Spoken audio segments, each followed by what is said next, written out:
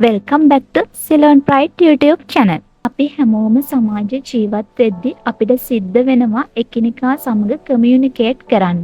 ඉතින් මේ කමියුනිකේෂන් වලදී නෙගෝෂියේටින් එහෙමත් නැත්නම් සාකච්ඡා කරනවා කියලා කියන්නේ ඊටාම වැදගත් දෙයක්.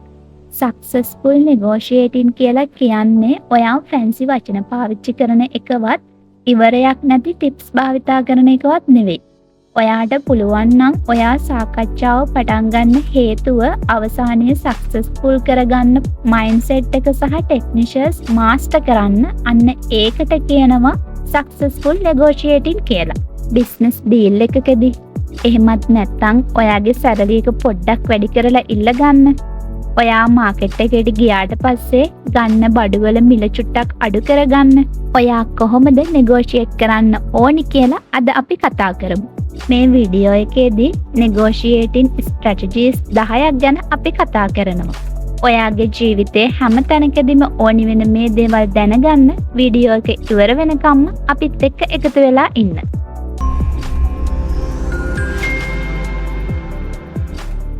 Number 10. Start with preparation. ඔයා සාකච්ඡාවක් පටන් ගන්න කලින් අනිවාර්යයෙන්ම කරන්න ඕනි දෙයක් තමයි ඒ සාකච්ඡා කරන දේවල් පිළිබඳ පොඩි රිසර්ච් එකක් කරන එක. මේකෙදි මාකට් වැලියු එක එහෙමත් නැත්නම් ඔයාගේ පාර්ට්නර්ගේ අවශ්‍යතාවයන් පිළිබඳව ඔයාට අවශ්‍ය අවුට්කම් එක පිළිබඳවත් සැලකිලිමත් වෙන්න ඕනේ. මෙහෙම සූදානම් වුණාම ඔයාට කොන්ෆිඩන්ස් එකක් ඇති වෙනවා. එමගින් ඔයාට පුළුවන් වෙනවා ඔයාගේ සාකච්ඡාවන් සාර්ථක කරගන්න. Number 9. Build a rapport. ඔයාගේ ඩිස්කෂන් එක කරගෙන යද්දී ඒකට සම්බන්ධ වෙන අනිත් පාර්ශවයන් එක්ක පර්සනල් ලෙවල් කන්ටැක්ට් හදාගන්න පුළුවන් නම් එහෙම නැත්නම් එයාලා ඉන්ටරෙස්ට් දේවල් ෂෙයා කරගන්න පුළුවන් නම් සමහර වෙලාවට පුංචි හිනාවක් වෙන්නත් පුළුවන්. මේ දේවල් වලින් ඔයාට පුළුවන් වෙනවා ඔයාගේ ඩිස්කෂන් එක ස්මූත්ව කරගෙන යන්න. Number 8. Listen more than you speak. සාකච්ඡා කරනවා කියලා කියන්නේ ඔයාගේ අදහස් ඉදිරිපත් කරන එකම නෙවෙයි. අනිත් පාර්ශවයේ අදහස් යෝජනාවලට සවන් දෙන්න. ඒ වගේම ඔවුන්ගෙන් ප්‍රශ්න අහන්න, ඔවුන්ගේ පිළිතුරු වලට සවන් දෙන්න, ඔවුන්ගේ අවශ්‍යතාවයන් පිළිබඳව ප්‍රමුඛත්වය දෙන්න පුළුවන් නම් ඔයාට හැකි වෙනවා ඔයාගේ ඩිස්කෂන් එක සාර්ථක කරගන්න. Number 7. Use silence as a tool. Silence කියලා කියන්නේ සමහර වෙලාවට පවර්ෆුල්ම ටූල් එකක් වෙනවා. නිශ්ශබ්දතාවය මගින් ආතතියක් ඇති කරන්න වගේම ඔයාගේ අනෙක් පාර්ශවයෙන් වැඩි යමක් ප්‍රකාශ කරන්න පොළඹවනවා. ඉතින් ඔයාගේ ඩිස්කෂන් එකේ තියෙන හැම සයිලන්ස් මොමන්ට් එකක්ම ෆීල් කරන්න උත්සාහ කරන්න එපා. මේ තුලින් ඔයාට ඔයාගේ ඩිස්කෂන් එක සාර්ථක කරගන්න පුළුවන් වෙනවා. Number 6. Be ready to walk away.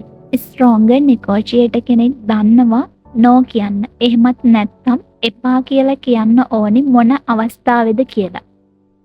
ඔයත් ඔයාගේ ඩීල් එක ඇතුලේ ඔයාගේ මිනිමම් රික්වයර්මන්ට්ස් ළඟා කරගන්න බැරි නම් ඒ සංවාදයෙන් ඉවත් වෙලා යන්න පසුබට වෙන්න එපා. මේ තුලින් ඔයාගේ වැලියු එක වැඩි කරගන්න පුළුවන් වෙනවා. ඔයාගේ ඩිස්කෂන් එකට අවශ්‍යම වෙන ස්ට්‍රැටජිස් 5ක් ගැන අපි දැන් කතා කරා. නෙගෝෂියේටර් ප්‍රෝ වර්ෂන් එකට අවශ්‍ය තවත් ස්ට්‍රැටජිස් 5ක් ගැනද කියලා අපි දැන් බලමු. Number 5. Aim for win-win outcomes.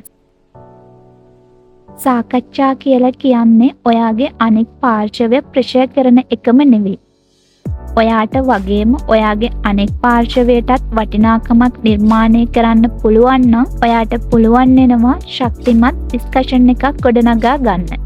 එමගින් අනෙක් පාර්ශවයේ සහයෝගය ලබා ගන්න පුළුවන් වෙනවා වගේම ශක්තිමත් සබඳතාවයක් ගොඩනගා ගන්නත් පුළුවන් වෙනවා.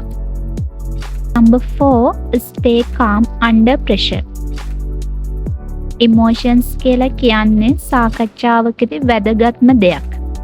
ඔයාගේ සාකච්ඡාව කොච්චරක් දුරකට සාර්ථක වුණත් ඔයා ඉමෝෂනලි වීක් පුද්ගලයෙක් නම් එමගින් ඔබේ සාකච්ඡාව අසාර්ථක වෙන්න ඉඩ තියෙනවා. එනිසා කොච්චර ටෙන්ෂන් සිටුේෂන් එකකදී වුණත් ඔයා සංසුන්ව සිටීමෙන් හොඳ තීරණ ගන්න වගේම අනෙක් පාර්ශවයේ ගෞරවය දිනා ගැනීමටද හැකිවනවා. Number 3. Anchor your offer strategically.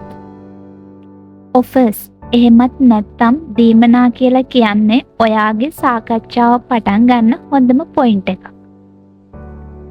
ඔයා ටාගට් කරන රේන්ජ් එකට තරමක් ඉහළ ඔෆර්ස් වලින් ඔයාගේ සාකච්ඡාව ආරම්භ කරන්න.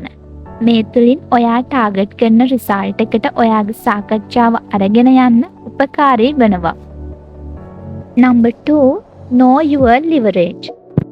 හැම ඩිස්කෂන් එකකදීම ඔයා සාකච්ඡා කරන අදහස් යෝජනා පිළිබඳව අවබෝධයක් වගේම ඒ තුලින් ඔයාගේ අනෙක් පාර්ශවයට ලැබෙන්නේ මොන වගේ බෙනිෆිට්ස්ද කියන එක ගැන අවබෝධයක් තියාගන්න.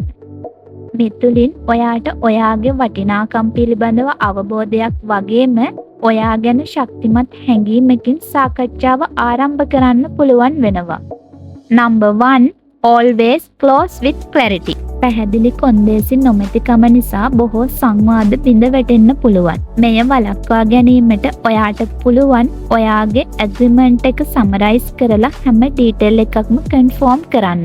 ඒ වගේම දෙපාර්ශ්වයම පෙළගැසී ඇති බවට සහතික කරන්න පුළුවන්. මේ තුලින් වරදවා වටහා ගැනීම වළක්වා ගන්න හැකිවනවා. ප්‍රොෆෙෂනල් නෙගෝෂියේටර් කෙනෙක් විදිහට ඔයාව බිල්ඩ් අප් කරගන්න හේතු වෙන ස්ට්‍රැටජිස් 10ක් අපි කතා කරා. ඉතින් මේ දේවල් භාවිතා කරලා ඔයාටත් පුළුවන් ඔයාගේ එදිනෙදා වැඩ හැම දෙයක්ම සාර්ථක කරගන්න. ඉදිරියේදී තවත් වීඩියෝ දෙකක් අරන් එන්න අපි සැලසුම් කරලා තියෙනවා. Video A about mastering body language in negotiations. Video B focuses on how to negotiate a higher salary successfully. මේ වීඩියෝ දෙකින් ඔයාලා කැමති මොන වීඩියෝ එකටද කියලා කමෙන්ට් සෙක්ෂන් එකේ කමෙන්ට් කරන්න. ඔයාලගේ කැමැත්ත අනුව ඊළඟ වීඩියෝ එකෙන් අපි ඒක අරගෙන එන්නම්. අද වීඩියෝ එකෙන් අපි කතා කරපු ස්ට්‍රැටජිස් වලින් ඔයාට පුළුවන් ඔයාගේ බිස්නස් ඩීල් සාර්ථක කරගන්න වගේම හොඳ නෙගෝෂියේටර් කෙනෙක් විදිහට බිල්ඩ් අප් වෙන්න. ඉතින් ඔයා අද වීඩියෝ එකට කැමති නම් ලයික් කරන්න, කමෙන්ට් කරන්න, ෂෙයා කරන්නත් අමතක කරන්න එපා. ඔයා අපේ channel එකට අලුත් කෙනෙක් නම් subscribe කරලා bell notification එක click කරලා තියාගන්න. තවත් දවසක අලුත් වීඩියෝ එකකින් හමු වෙනතුරු පරිස්සමින් ඉන්න.